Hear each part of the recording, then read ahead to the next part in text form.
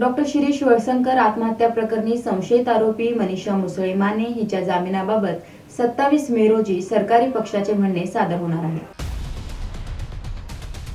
Doctor Shirish वळसंकरांच्या आत्महत्या प्रकरणी बुधवारी मनीषा माने मुसळे हिच्या जामीन अर्जावर सुनावणी होणार होती। मात्र सरकारी वकिलांनी पुन्हा मुदत मागितली असून 27 मे 2025 रोजी जामीन अर्जावर सुनावणी होणार आहे। दरम्यान डॉक्टर शिरीष वळसंकरांनी 18 एप्रिल 2025 रोजी रात्री गोळ्या झाडून आत्महत्या केल्यानंतर त्यांचे पुत्र डॉक्टर अश्विन यांनी सदर बाजार पोलीस ठाण्यात मनीषा मुसळे माने हिच्या विरोधात फिर्याद दिली होती। त्यानुसार मनीषाला अटक करण्यात आली।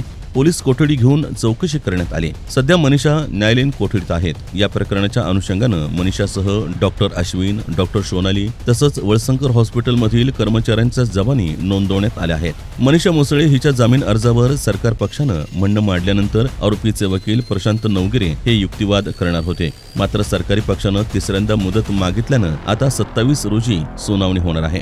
दरम्यान मनीषा यांचे वकील प्रशांत नवगिरे यांनी जामिनासाठी जिल्हा व सत्र न्यायालयात अर्ज दाखल केलाय। पोलिसांकडून मनीषा यांच्या जामीन अर्जावर म्हणणं सादर करण्याकरता जिल्हा सरकारी वकिलांना गुन्ह्यामधील महत्त्वाची कागदपत्र मिळत नाहीयेत। बुधवारी कागदपत्र न मिळाल्यास सरकारी वकिलांनी पुन्हा मुदतवाढ मागितल्याची चर्चा कोर्टात सुरू होती।